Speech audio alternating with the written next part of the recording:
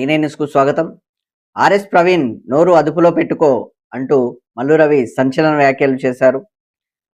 నాగర్ కర్నూలు జిల్లాలో డీసీసీ నూతన కమిటీ ప్రమాణ స్వీకారంలో ఎంపీ మల్లు రవి ఆర్ఎస్ ప్రవీణ్ కుమార్ పై తీవ్ర స్థాయిలో ధ్వజమెత్తారు. ఉన్నత చదువులు చదివిన వ్యక్తిగా బాధ్యతగా మాట్లాడాలని హితవు పలికారు.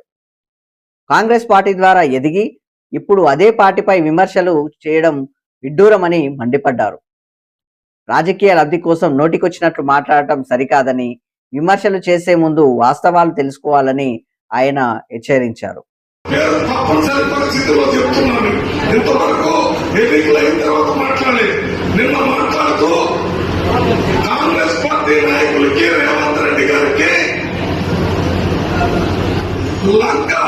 శ్రీలంకలో ప్రభుత్వాధిగా ఉన్న నాయకులకి, బంగ్లాదేశ్ లో ఉన్న నాయకులకి ఏ రకంగా ప్రజలు వ్యతిరేకం చేశారో ఆ రకంగా మీ మీద కూడా ఇక్కడ రాష్ట్రంలో వ్యతిరేకం చేస్తారు.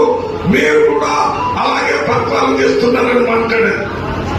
ఆర్ఎస్ ప్రవీణ్ కుమార్ గారు మీరు ఐపీఎస్ చదువుకున్నారు, ఎస్సీ రిజర్వేషన్ లో వచ్చారు.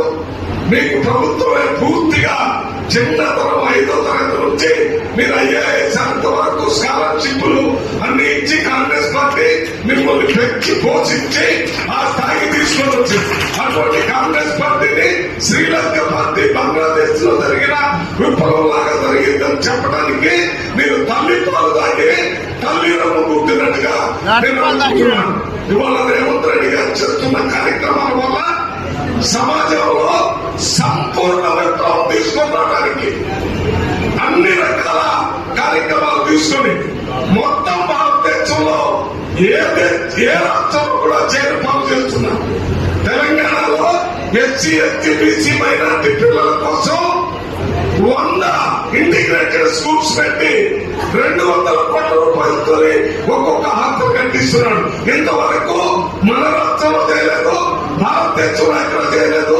భారతదేశంలో నేను ఎస్సీ ఎస్టీ ఎంపీ కమిటీగా అన్ని రాష్ట్రాలు తిరిగాను, ఏ రాష్ట్రంలో కూడా చేయలేదు. ఈ 100 కాకుండా ఇంకొక 100 స్కూల్స్ తెలంగాణ పబ్లిక్ స్కూల్స్ కూడా పెట్టి ప్రజలకి చదువుకోవడం వల్లనే అభివృద్ధి జరుగుతుందని. ఇందిరాగాంధీ ఉన్నప్పుడు మనకి ల్యాండ్ సీలింగ్ ఇచ్చారు, కానీ ఇప్పుడు భూమి ఇవ్వడానికి లేదు. మనం అందరికీ చదువు ఇవ్వాలి, అంబేద్కర్ చదువుకోవడం వల్లనే రాజ్యాంగం రాశాడు. అందువల్ల నేను ప్రవీణ్ కుమార్ గారికి చెప్తున్నాను, ప్రజలు మేలు చేసినటువంటి నాయకుని ఎప్పుడు మర్చిపోరు.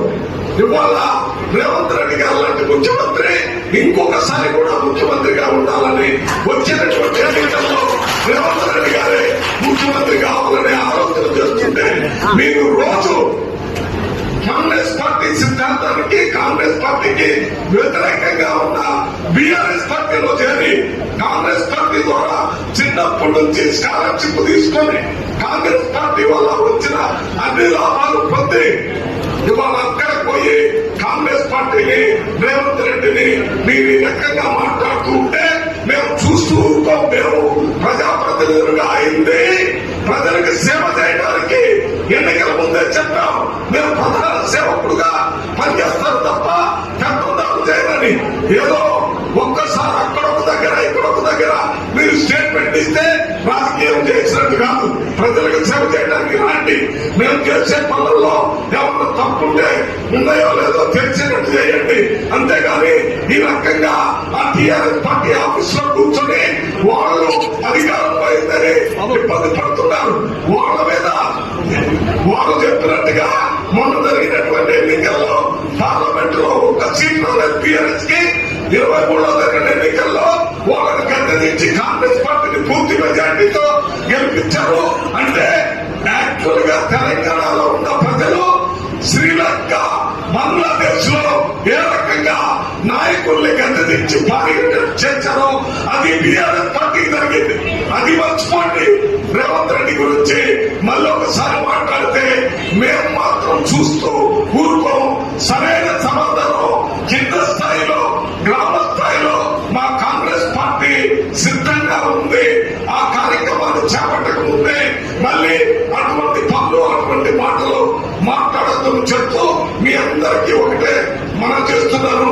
ఇంకొక 2 నిమిషాలు